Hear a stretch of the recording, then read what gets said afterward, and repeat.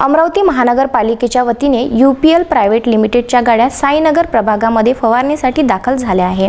या गाड्या निर्जंतुकीकरणासाठी साईनगर प्रभागामध्ये काम करीत आहे।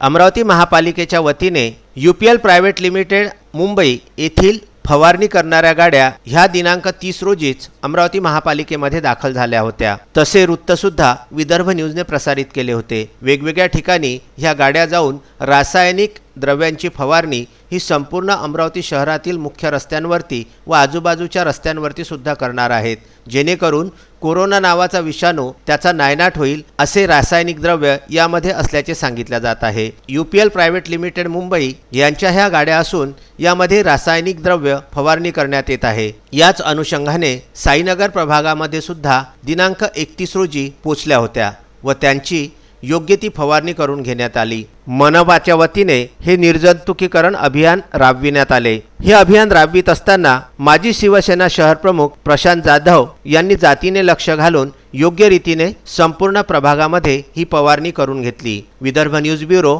अमरावती।